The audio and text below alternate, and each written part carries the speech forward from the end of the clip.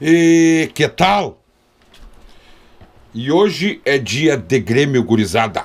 Dia da máquina tricolor dos Pampas entrar em campo contra o Corinthians na Arena do Grêmio, provavelmente lotada. Última rodada do Campeonato Brasileiro. Grêmio livre do rebaixamento, garantido na Série A de 2025 e com grandes chances de ainda conseguir uma vaga ali na Sul-Americana, né? Mas eu confesso para vocês que, claro, vou torcer muito para que o Grêmio conseguisse, óbvio, né? Mais uma competição, segunda divisão da Libertadores, mas está valendo. Dá dinheiro e dá vaga para a Libertadores no ano seguinte. Mas eu confesso para vocês que já para mim já tá bom demais se manter na Série A. Tá bom demais, por todo esse drama vivido dentro de 2024, o Grêmio o campeonato inteiro ali flertando com a zona de rebaixamento e por vezes dentro dela. Então, tá bom demais. Né? O jogo, falando do jogo, eu acho que eu acho que é quase que uma convicção. O Corinthians não vai vir em Porto Alegre para passear. O Corinthians vai vir para jogar, o Corinthians vai querer ganhar esse jogo do Grêmio, e o Corinthians, diga-se de passagem, né, tá com o time ajustadinho. Tem 3 jogadores ali do Corinthians que estão voando, tá? Que é o Yuri Alberto, o Depay e o Garro. Ah, e tem mais outro meio-campista deles ali, que é Bidon, parece o nome, também tá ajustadinho. O Corinthians vai dar trabalho pro Grêmio. Vai dar trabalho pro Grêmio. E o Grêmio, a gente sabe, é aquele filme que se repete. Eu acabei não fazendo vídeo pós-jogo Grêmio 1, vitória da Bahia também 1, porque deu aqui umas movimentações aqui, acabei não conseguindo fazer esse vídeo, mas eu acho que não vai ser muito diferente o Grêmio para esse jogo com o Corinthians. A escalação, acredito que seja basicamente a mesma que entrou contra o Vitória, né, com exceção da entrada do Jeromel. Agora nós já vamos falar um pouquinho mais do Jeromel. Né, mas o Grêmio, a gente sabe, é aquele filme que se repete. A gente sabe que vai ter momentos do jogo que o Grêmio vai fazer uma blitz, a gente sabe que tem momentos do jogo que o Grêmio vai ser apertado pelo adversário, esteja ganhando, perdendo ou empatando, né? É uma rotina isso aí. Qualquer adversário vem dentro da casa do Grêmio e bota pressão pra cima do Grêmio, encerra o Grêmio no seu campo. A gente sabe que vai ter um gol bônus pro adversário, que em algum momento do jogo ele vai encontrar esse gol.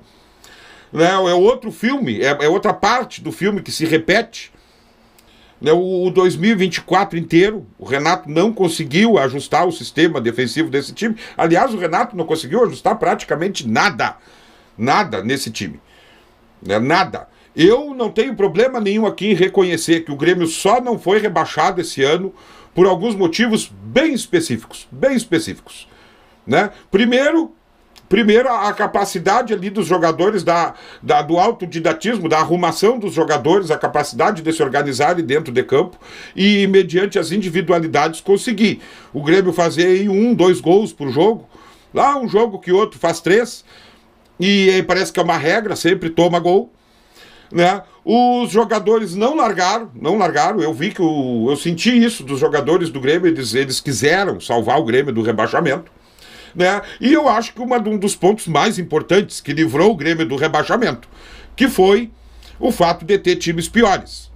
Porque, cara, se o Fluminense, esse Bragantino e esse Criciúma aperta mais um pouquinho, o próprio Atlético Paranaense, nós ia chegar nessa rodada taco a taco com esses times.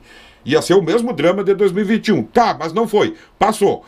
Mas passou só por causa disso. Eu aqui, como gremista, como torcedor, eu pelo menos vejo dessa forma e reconheço dessa forma. O Grêmio só está escapando por causa disso. Porque se tivesse dependido do nosso treinador, da capacidade do nosso treinador, se tivesse dependendo de rendimento nesses jogos, de ter que vencer os jogos a qualquer custo, principalmente os de dentro de casa, cara, nós estaríamos hoje, olha, com o cu na mão para esse jogo aí contra o Corinthians. Mas tá livre, tá tranquilo, tá para disputar a Série A do ano que vem.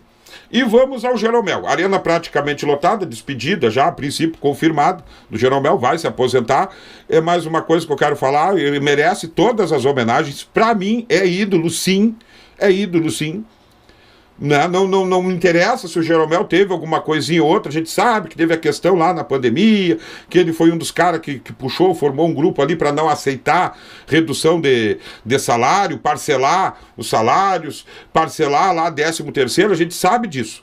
Tá? Mas eu não posso condenar um cara por estar exigindo os direitos dele. Não posso. Para mim é ídolo, sim. Hoje em dia vai ficar cada vez mais raro de se ver nos clubes de futebol jogadores, por exemplo, como Jeromel e Kahneman ficarem 10 anos defendendo a camisa de um clube, entregando tudo dentro de campo, raça, vontade, técnica, querendo vencer, querendo ganhar, empilhando taças, empilhando títulos, né? Libertadores, Copa do Brasil, Gauchão, Recopa. Então não tenho o que falar desses caras. Irrepreensível, é ídolo sim. Principalmente o Jeromel, que está se aposentando. Dos que eu vi jogar, dos que eu vi. Eu sei que para trás tem mais.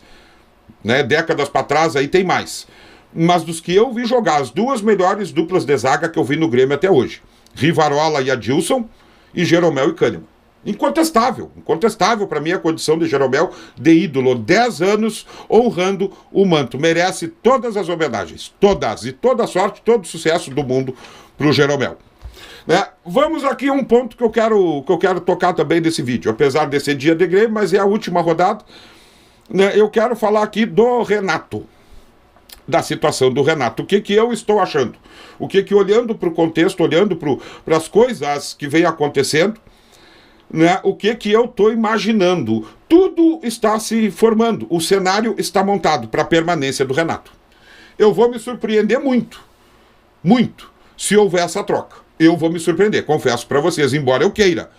Embora eu acho que hoje, após o jogo, o Renato deveria chegar, já na coletiva, agradecer todo mundo, dizer que já conversou com o presidente e que está largando. Essa seria a minha vontade. E que agora o Grêmio já entrasse a partir de segunda-feira procurando um novo técnico, uma nova comissão técnica, novos preparadores físicos, novos preparadores de goleiros e reforços, jogadores reforços, contando com a limpa que tem que acontecer no Grêmio.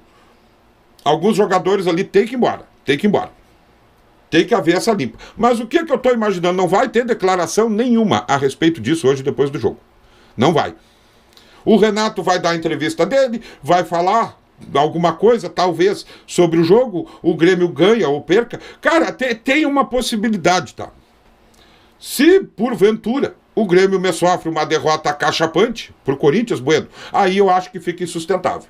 Mas se o Grêmio arruma um empate, uma vitória, ou uma derrota por mínimo, assim, 2-1, 3-2, alguma coisa assim, onde o time jogue minimamente bem, e os outros resultados ajudem o Grêmio a entrar, de fato, na Sul-Americana, eu tenho a impressão de que o Renato chega depois do jogo e vai falar o seguinte, vai dar entrevista, vai ser questionado a questão de fica ou não fica, ele vai dizer, não, agora nós vamos esperar, baixar a adrenalina, foi um jogo tenso, foi um ano tenso, agora nós vamos esfriar a cabeça, e essa semana eu vou conversar com o presidente, ele já disse que 3 minutinhos de conversa resolve a situação, vou conversar com o presidente, e eu tenho para mim que essa história vai se arrastar até quase as vésperas do Natal, vai ser uma novelinha, essa coisa do Renato fica ou não fica, e às vésperas do Natal o presidente do Grêmio se aproveita do espírito natalino, né, que já vai estar em meio às pessoas, principalmente os torcedores do Grêmio, vai para uma coletiva, vai pedir um voto de confiança para o Renato,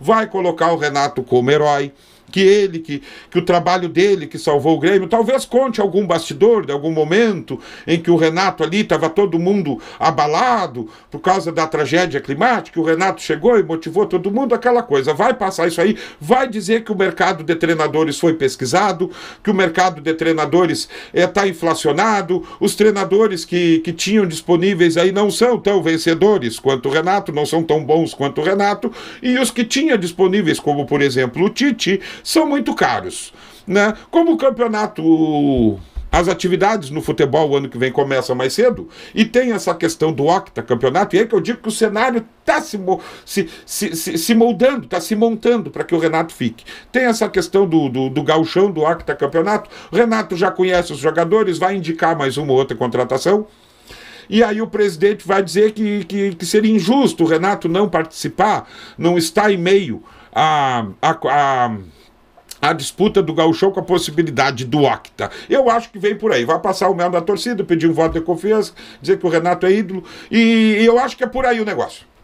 Eu gostaria que não fosse, repito, gostaria que houvesse uma mudança drástica, radical, né, mudar tudo, né, mas tá, as coisas estão caminhando para esse lado. Tomara que eu esteja redondamente enganado. Né? E é isso. Vamos ver o que acontece nesse jogo, Grêmio e Corinthians. E depois do jogo, conforme for, a gente volta aqui para falar o que foi o jogo. Mas tentei passar para vocês aqui o meu sentimento de torcedor do que eu imagino que vai acontecer nos próximos dias do Grêmio. Forte abraço, até o próximo vídeo.